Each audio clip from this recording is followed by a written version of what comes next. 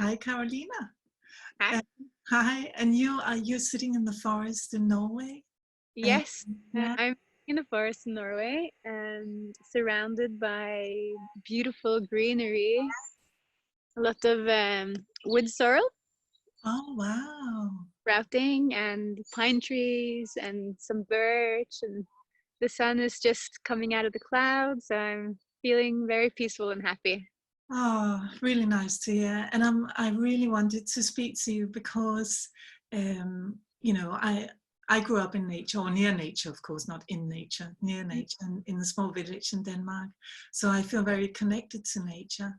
And during this pandemic, I thought that people also without the pandemic, excuse me, could really benefit from the luxury of being taken out into the Norwegian forest.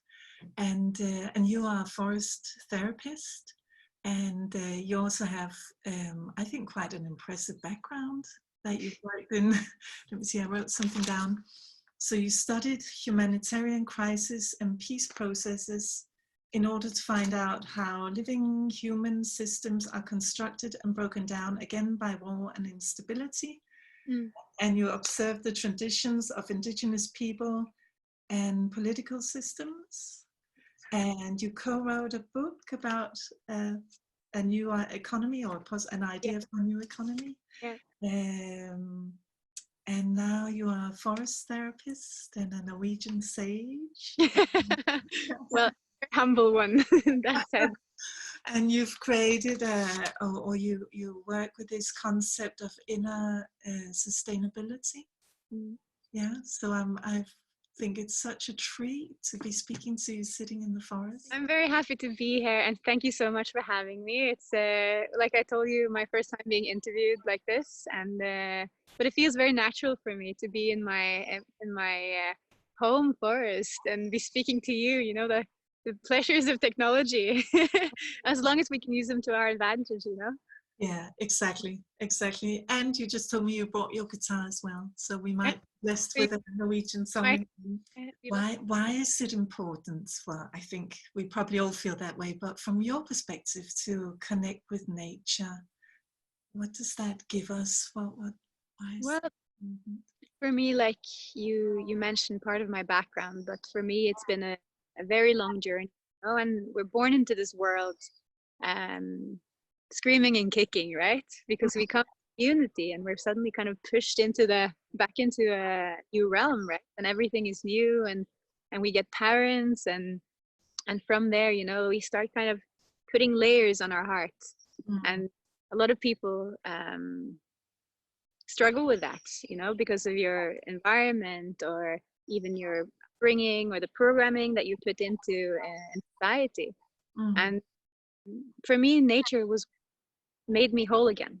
And after many years of conditioning and trying to kind of fit into the systems and doing what was right, taking the master's degrees, all those, you know, my body started reacting, and I was stationed as a diplomat in Kathmandu at wow. the time, and I was just noticing how fast things were moving, you know, with deliveries and deadlines and a lot of um, heavy kind of political concepts, and I was longing to be back home Mm, and longing to be with my family, and um, I also had a lot of amazing books that inspired me.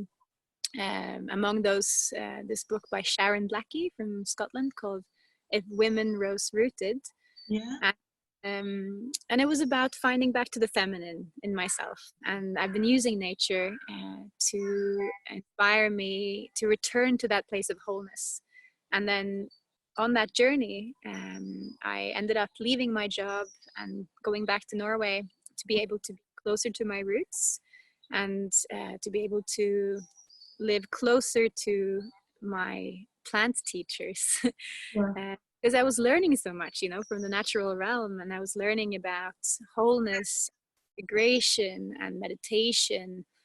But I've also had a lot of human teachers on the way. So there's been this kind of synergy between absorbing wisdom from Eastern traditions, working with plant medicines, for instance, and then going back to nature to integrate it all, to figure out, how is this part of me? Is this filling a hole or a void, or is it actually helping me feel more like myself, Yeah. And then I found forest therapy. And forest therapy is about people into the forest for sensory contact with nature, so that we kind of connect to the forest again and start opening the channels, so that the forest and the force, life force in nature, which is whole and unbroken, can come into us and teach us, fill us with fresh life force, and kind of open for flow and open for movement, and release stagnation. So it's been a journey. And there's been like elements of yoga, and elements from all these different wisdom traditions. But for me right now, my practice is going into nature and sitting still and finding that stillness, and then seeing what arises from it, whether it's art or whether it's movement or dance or prayer, and trying to spend as much time with the elements as I can, and not put too many things between myself and the direct experience of reality. And on that journey, finding back to the feminine. Yeah, beautiful. And you take people out to the forest, right? And you do these walks and practices and connecting with, so people can actually come to you in Norway and do a three hour or. Yes, and actually it's funny you say it. I just started doing virtual forest therapy. So people all over the world can actually call in and be part of a 12 people circle, where I facilitate walks. So you go out and find a forest or a garden or a natural area where you live, and you would listen to my voice for 2 to 3 hours, and I would guide you through the same sensory invitations that I use here in Norway with the people that I hold space for in forest therapy in Oslo. Lovely. Well, when I go in the forest, which is not as impressive as your forest there, in my local park. Every forest has its gems. Yeah, exactly. I enjoy the sense of just looking at the shapes, the sacred geometry, and getting the feeling of the wind and what it is that that energy that makes the trees grow or the plants grow, and trusting that I'm part of all that. I don't know, is that sort of. Yes, that's exactly what it is. And in forest therapy we say that the guide opens the doors, but the forest is the therapist, right? So the less I put of myself into the practice, and the more clean the container can be, the more the people will get that pure contact with nature, right? So my only job is to open for sensory connection with the forest. And also, forest therapy started in Japan in the 70s and 80s with the technological revolution that they had there. And in Japanese, it's called Shinrin-yoku, which means forest bathing. So you're practically bathing in nature, and you're bathing in the phytoncides that the trees release, and the killer cells that they protect themselves with, which is one of those remedies that can strengthen the human immune system. And there's been a lot of research on this, and sometimes people have a tendency to kind of laugh away forest therapy, like, oh yeah, we're used to walking and we're used to being in nature. But the question is, like, do you actually open yourself to nature, and do you actually connect all of your senses, like your taste and your smell, sense of smell, your eyesight and your heart sense, your liminal sense? Are you connecting? Are you immersing? Are you letting yourself be held by nature? Yeah. And I often experience that people that come to my walks feel this sense of deep like tiredness, like a lot of yawning and a lot of sighing, because it feels like you're being held by the mother. And to me, that nature is matter, and nature is that pure expression of the mother. And this green color also works very deeply with the anahata chakra, which is the heart chakra. So there is this sense of like deep connection, you know, Yeah. bringing back to ourselves, and creating space for that clarity that you don't necessarily get when you're in the city grid, you know, where there's a lot of electricity and Wi-Fi and a lot of waves and a lot of people with emotions. And go back to the center in the forest, like it's easier to feel who you are and your essence. And that's what I try to do. I try to bring people back, or my vision or my higher intention is to inspire people to connect to their inner and outer nature in order to feel that sense of unity and deep belonging in their hearts, so that they can make the choices that can be better for the world, you know. And go back into their lives, and whether it's with their families or with the business they're running, to be able to create strategies and plans that also consider nature, so that we can actually get that world that we know is possible, you know. Exactly, and in the work that I do as a hypnotherapist, it really resonates with me, this thing of we came into this world completely whole and complete, and then we learn beliefs, layers are added to us, and we kind of go out on a sidetrack. But by coming back, like you said, coming back to who we are, coming back to the heart. Also, I was thinking in regards to attracting, for instance, the right partner or being with the right person. We can only do that when we are being who we really are. Isn't that right? So we don't attract someone or connect with someone who matches our sort of faulty programming. Yeah. Yes, because when you find your inner frequency and you have the courage to put that voice into the world, you know, it's like your radio, right? Your heartbeat, your pulse, your rhythm, and you start emanating it, and then you will attract what you need for your growth, whether it's the right partner or the right job or the right group of friends or release, you know, in your family. So it's about finding that center and core stability, so that your ship can kind of fill its sail with winds, and you can kind of use nature to flow forwards to wherever you have set an intention to go, and to whatever medicine it is that you find that you want to give to the world. Yeah, exactly. I also find that it also relates to what we put in our bodies. Yeah. Because when we are in our center, when we are being our true selves, there's no sort of well, we probably all always have some limiting beliefs, but at least we are as much as we can be in our center. Then we don't need to numb, we don't need to distract ourselves, because it feels good, and it feels, I find, interesting to explore what comes up and surrender that. Yeah. So also that, you know, becomes very important. The chemicals that you surround yourself with on a daily basis, like it also, to me, like the more time I spend in nature, the more I adapt choices or my own household, you know, to being cleaner and to being more connected to nature. And for instance, like finding healthy food sources and creating a rhythm for the household and being closer to the water and to the fire. So I just moved houses actually recently, and I'm so grateful right now because I have a fireplace, and it's not a big place, but it's something about being closer to the elements, you know, so that you get that inspiration for living more wholesome and closer to the earth, basically. Exactly, yeah. And there's also something about the cycles that you consider, isn't that right? Like spring is a completely different time to autumn when it comes to creating or exactly. Yeah. Yes.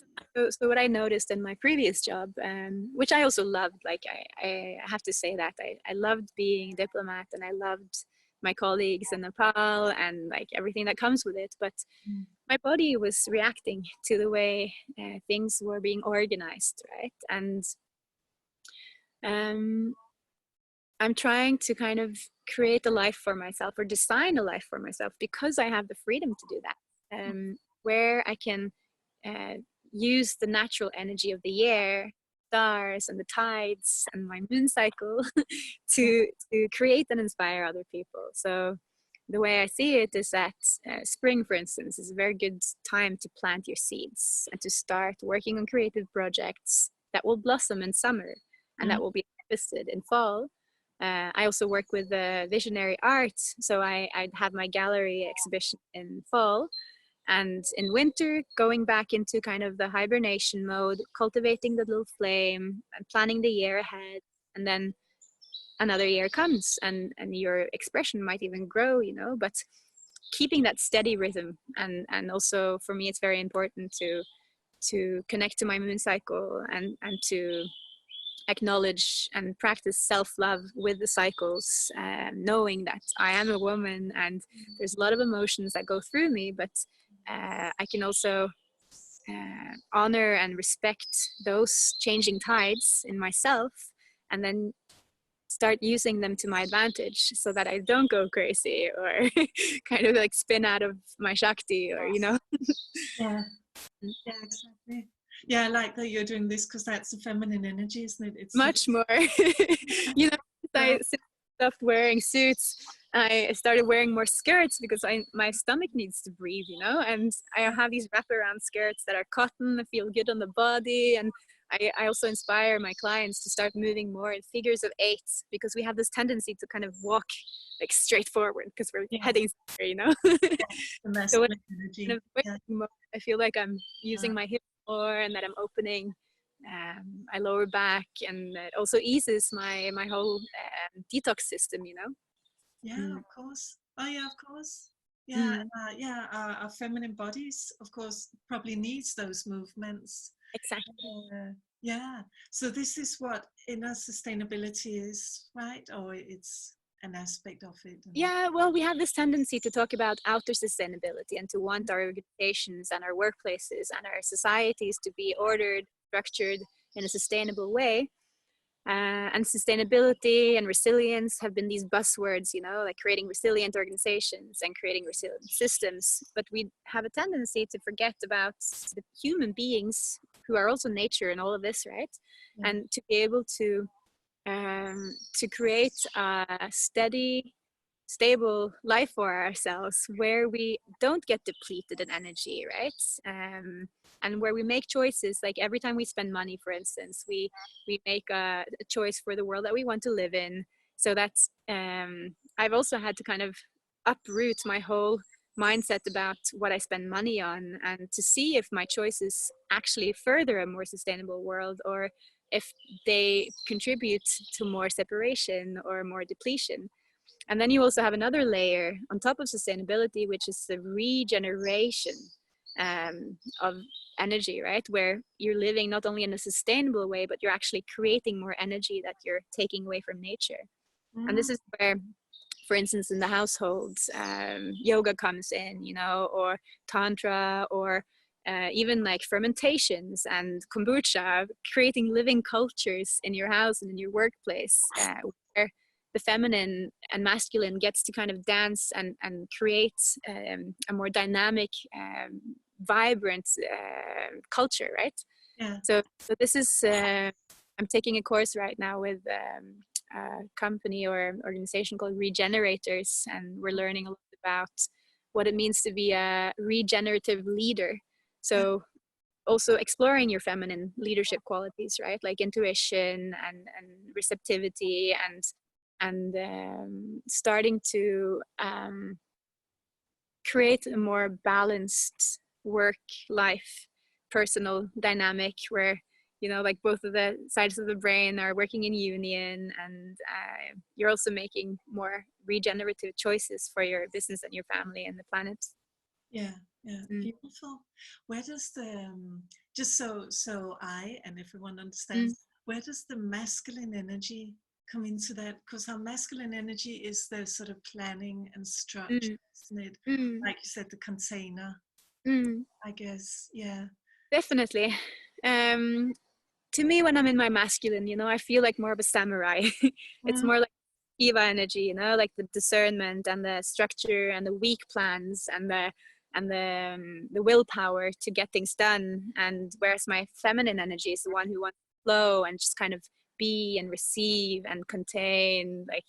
And for instance, when I'm painting, the masculine would be like the black ink that creates the lines, and the feminine would be the colors that kind of come in and get to flow and get to create. And then you have the third force that is created in the meeting between the two, which is the creative spark, like the divine child, you know. And that is originality and freshness and inspiration.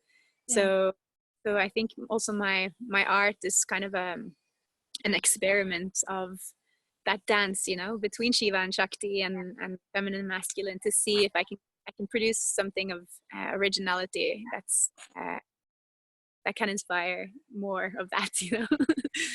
Yeah, I like that you said the divine child. The other day I had my own little sort of contemplation. I was doing yoga on my balcony, and I was looking at a potted plant. And I thought, yeah, the pot is like the masculine energy, and the plant is the feminine energy that is being held, but it grows and it creates that. It's beautiful. Yeah, both the beauty and the wildness. Yeah, because that wholeness. So you have the whole masculine and the whole feminine together, creating truth and beauty and love and creation. Yeah, it's beautiful, isn't it? And if people like a more sort of, we could say, logical, tangible way of talking about that, it is kind of the right brain and the left. Exactly. Yeah. Yeah, it's the perfect symmetry. It's truth. Oh, and that's justice. When things are like the way sin has been interpreted, for instance, is only like kind of deviation from justice, deviation from nature's flow. And I find that idea so fascinating, because you can feel justice, you know, in your heart. You can feel it because it feels whole, and it's justice is only kind of a different way of perceiving beauty, right? Yeah, exactly. Yeah, I heard that bit from Lars Muhl. I was listening to one of his talks the other day, and how he said in the what is it he calls the mysticism of Jesus or Jeshua, that sin is perceived as the deviation from heart or from truth. Or I like that way of looking at it. Yeah, it's less harsh, and it's easier. It's like coming back to something rather than being told off. Just come back. And in the end, you know, it's about truth, but it's also about your truth, right? There's not this like necessarily this universal truth, but being true to your nature, being true to nature. I'm being joined here by a big flock of forest pigeons. Wow. They're living their nature for sure. Yeah. Can we see what it looks like where you are, or is the camera start? I can give you a little view. It's a forest. It's called Big Day. Beautiful natural terrain. Yeah. Lots of flowers, and it's just been raining, so it's like super fresh. And I usually ask, you know, the forest where I should take the people on the day. And sometimes it's too dry, so that you don't really get that kind of fresh dewdroppy feeling that I love. Yeah. I can even imagine the smell of it. Just, you know, I think we all know what that smells like. Yeah, and you know, there's a name for that. It's called petrichor, the name of the rain the name of the smell after rain. Okay. Petrichor. It's so beautiful. It smells like, it's like fresh. I can smell the pine needles that have been lying and drying on the ground. They're releasing this like aroma, and I can smell the kind of like the resin from the pine trees a little bit. And it's really beautiful also because the sun has just come out, so you can kind of see the little rainbow fragments in all of the dewdrops. It's nice to get back to the earth, you know, like a lot of these ideas can get very kind of high reaching, but that's why also, you know, when you travel very high, you need to be able to go very low and anchor yourself in your roots and in the ground where you're from. Yeah, exactly.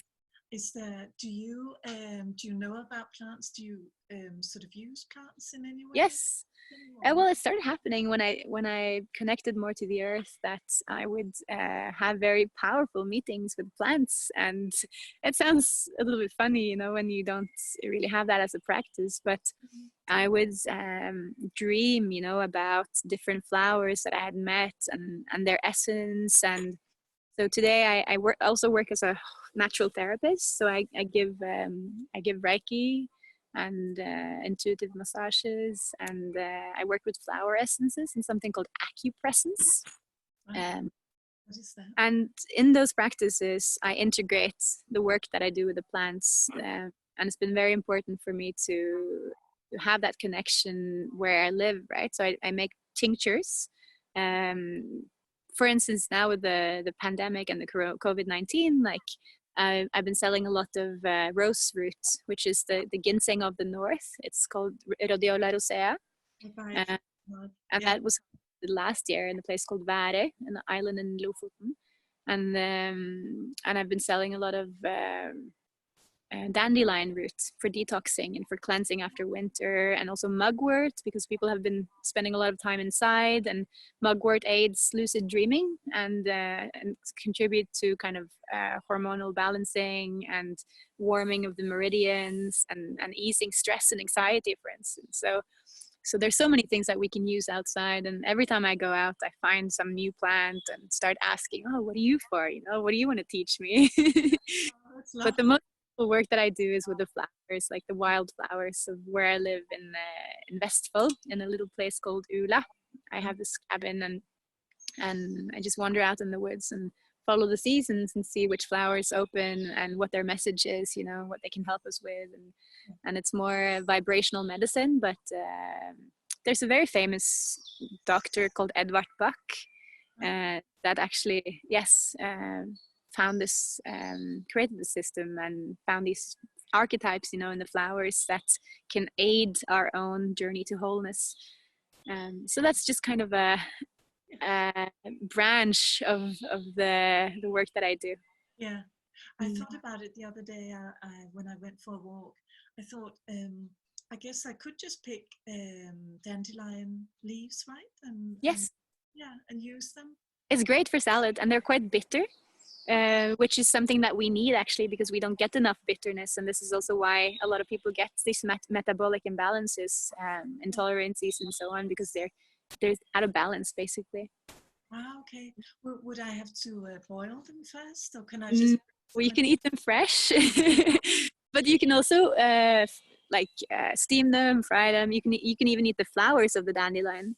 Oh, nice. They're really good in salads, and if you harvest the little buds of the dandelion, you can also kind of pickle them or put them in a jam, or and the root is edible. So the root you can use as a substitute for coffee, for instance.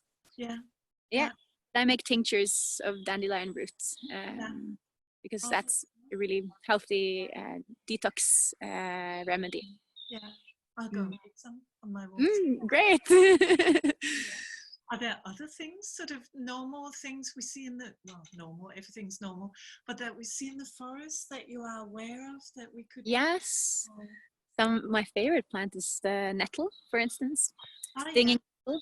Yeah. It's really high in potassium, and it's like super green and healthy. And now, like these days, it's also really good for the immune system, and they're just kind of emerging from the ground. So the little buds are even more powerful. You know, you can dry it, make tea from it. You can put it in soups. You can put it in smoothies, boil it. So that's also one of, like, I think nettle is my favorite plant because it makes me so alive, and I can feel it in all my cells. You know, it's really strong. You can imagine, like, it's stinging, right? So it has a lot of wildness in it. Yeah. So should I just pick the leaves? Yeah. Well, yeah. The stalk is quite has a lot of fiber, so it's a little bit difficult to blend. The leaves are great for tea, for a cup of tea with a little bit of honey, or so just boiling it for tea, but not trying to eat it in a salad. Salad too, but I would just kind of steam it a little bit first. Or what you can also do is you can boil water and just like pour some boiling water over it and just let it soak so it loses its sting. Yeah, yeah. Ah, amazing. Oh, I'm Yeah, going to do that today. I love that. things you can use, you know. Yeah, yeah, Outside, and it's just like, and every time it's almost like every time I go outside and I find something new, I'm like a little child again, you know, like I can eat this. Amazing.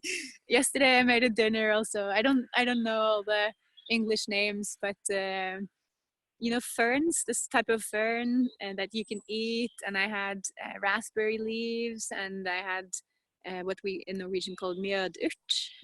Not sure about that either, but also violet flowers from the wild you can use in a salad. So when you eat so close to nature, you also feel like that, you know, so you feel more fresh and you feel more clear and your mind works better. And it's like, it's a mystery to some people, but to me, it's just so natural, you know. And learning from the Ayurvedic systems in India, like Ayurveda means the science of longevity, and of course, you get a longer life if you work with nature, not against it. It just makes sense. yeah. It does make sense, doesn't it? And for me, I'm thinking again, it's the energy that is, you know, whatever the energy is that beats our heart is also the energy that flows in nature. Yes. So eating something processed, or you know, whatever what we sort of normally eat, especially in the city, actually is the weird thing to do, isn't it? But it makes sense, you know, because it's like the more layers you put between yourself, like I said before, and the direct experience of nature, the more removed you will also be from that nature. Yeah. So it's so, but it's not like it can't happen overnight either. It's like something that small choices that you make so that your ship kind of moves more and more up towards the wind. Yeah. And it's also a journey of remembering, you know, and a journey of feeling inspired, because you have to discover it yourself. It's like you are a child in the Garden of Eden, but you just haven't realized yet. And the planet can actually be that Eden when you start acting like it and acting on it. Yeah. Oh, beautiful way of putting it. Yeah. We have all these resources, but we have this tendency to kind of like see nature as something that we need to control instead of facilitate for, you know? Yeah. Yeah. And that's why it's so great that there's so many advances now in terms of energy, you know, like starting to use the elements and draw energy out of them and letting them give us and provide for us, instead of like drilling into the ground to get up as much as we can of like the inner life force of the earth. Yeah, it's all here already. Yeah, and there's this tendency, you know, for people to think that Tantra is something like very sexual and very like scary and very much focused on like the sexual act between man and woman. But the more I'm in nature, the more I'm discovering that Tantra is basically like the weaving in and out of nature, you know. And the more I'm using my senses, for instance, in nature, the more pleasure I'm actually experiencing. And that we have this kind of idea of thinking that you need a partner to be a tantric practitioner. But we can also feel that love and allow ourselves that pleasure by being in nature. So I'm also opening up a lot of new space in my life for self-love and loving kindness and self-awareness, you know, by being soft in nature. Like this Buddhist monk, Thich Nhat Hanh, he says, walk on the earth as if you're kissing the ground. And that in itself, you know, like is a more feminine approach than what has been like walking as if you're like trying to conquer the earth, you know. And I just wanted to mention it because I think that there's so much to say, so much beauty in Tantra, and that it can also inspire people to start becoming more curious about that path and what it can mean in their life, you know, because it has an effect on your family dynamics, for instance, and that ability to be able to know your own needs and set boundaries that you that you think would be healthy for your own organism, to be able to take care of other people around you in a better and more wholesome way. Absolutely. Yeah. Mm-hmm. I'm all about self-love. Yes. Especially. Yes.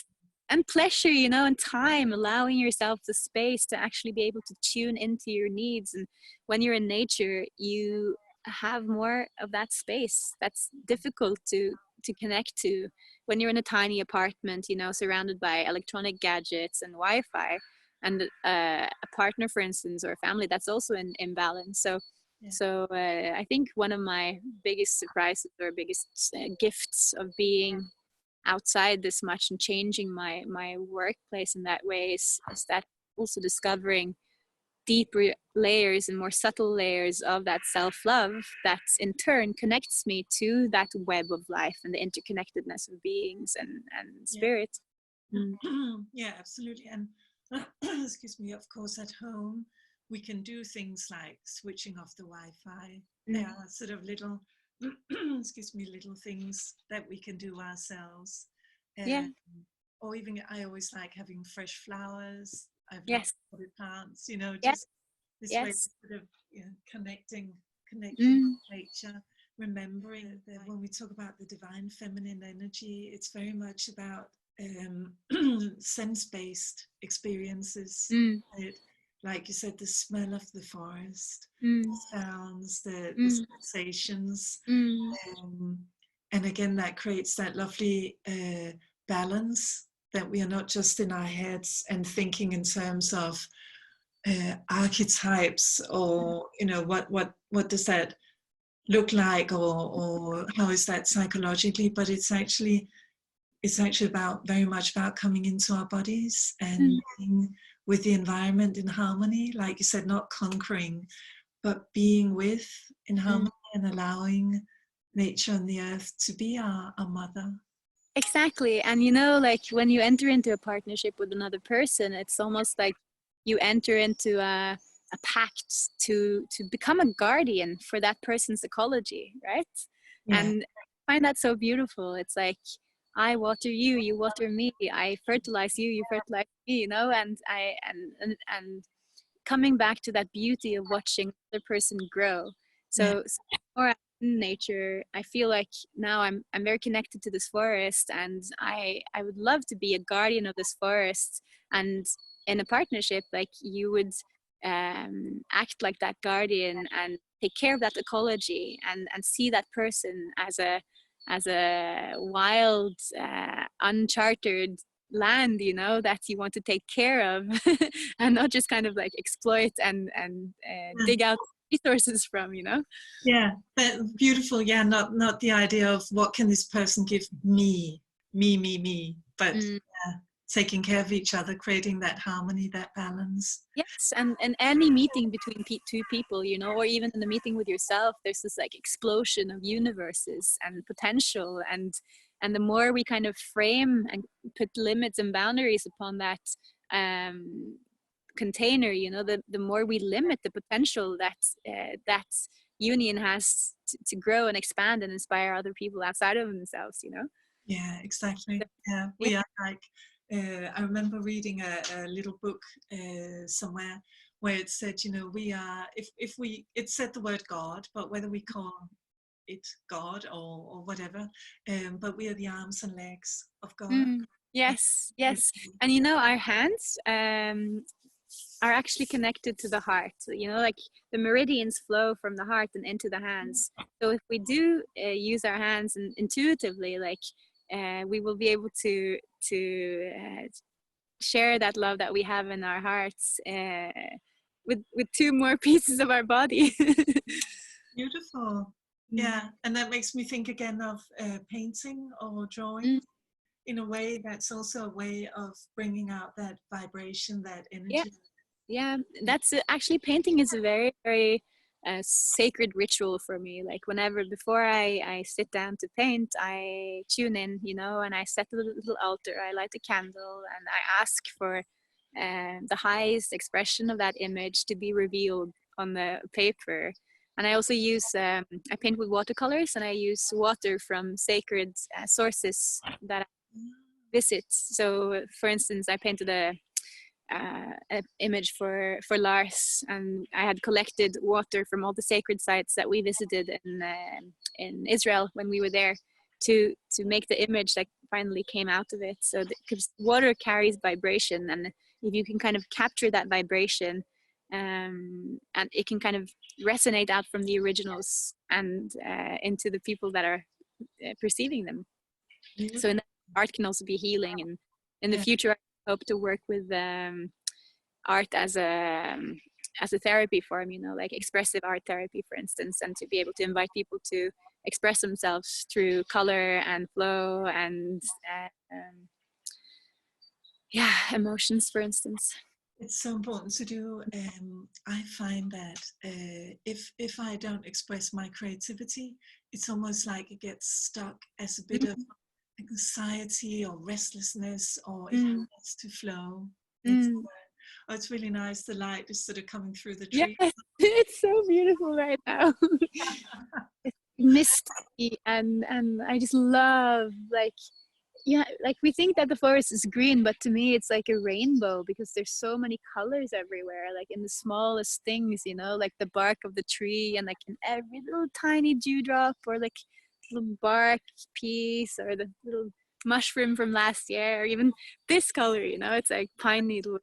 So nice. You know, like in the future, after this pandemic passes, we are going to some retreats, forest breath and wild essence retreats, and so many things. Gita, Lars's wife, is also coming to Norway to do the sound therapy course in a it's called Hedalen, so I'll be doing some integration with forest therapy there too. So everyone's welcome.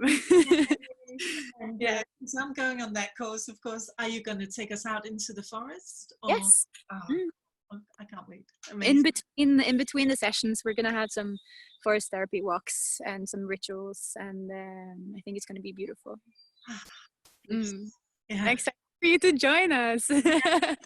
Amazing. Do you feel like sharing a song? Yes, I can share a song. I was thinking about it before, because I sat down and there's this one birch tree in the middle of the whole forest, and I can't see any more of them because of the pine forest. And while I was in my forest therapy course, I actually received a song from a tree. And it was so funny to me, because it was the first time we were asked to go and connect with a tree. And I found it to be a little bit strange, and I was like, what will this tree have to say to me, you know? And a tree in my local park. Yeah. And I remember doing this as a child. Like, I loved trees, and I'd be like hugging them and like talking to them, or kind of just like admiring them. But anyways, this song came through, and it's a song in Norwegian, but it's a song about the birch tree. And it's about how birch contains a lot of light that the humans can use for opening their own hearts, and that's how we can use the leaves, for instance, of the birch tree for tea, and to give to our children, so that they can experience the light of their soul and the light of their essence. So I'm going to play that for you. If I remember the chords, like, I'm still a beginner, but step at a time, huh? Yeah.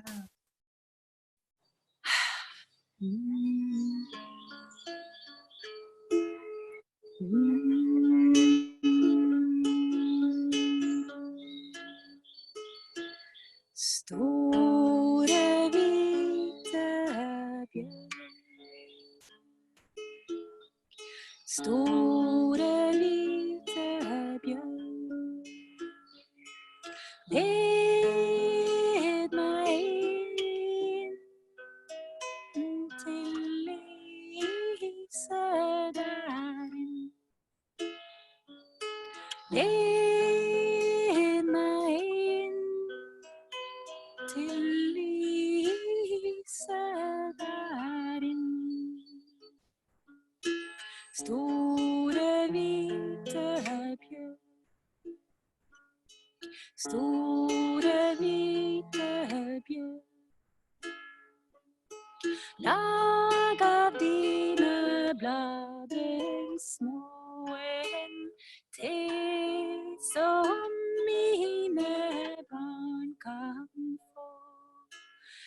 Dag av dine blader små en te som mine barn kan få. Store hvite bjørk, store hvite bjørk. Drikk av mine safter nu og kjenn din sjel mot sola snu. Drikk av mine safter nu og kjenn din sjel mot sola snu. Store hvite bjørk, store hvite bjørk. Led meg inn til lyset der inn. Led meg inn til lyset der inn. Store hvite bjørk, store hvite bjørk.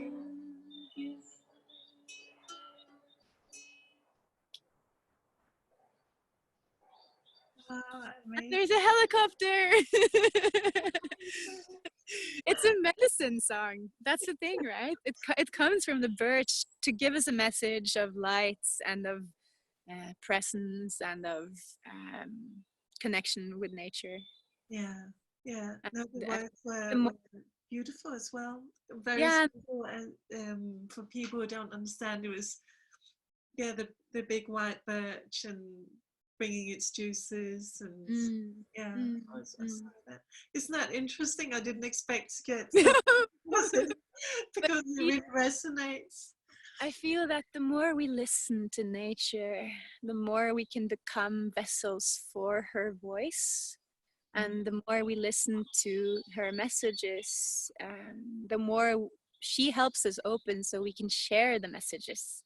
And she brings messages of unity, of peace, and of justice, and of truth and beauty. And it's just the purest, of the essences. And so we should take more time and just be in peace outside with our friends and people we love, so that we can get closer to that, exactly. that place.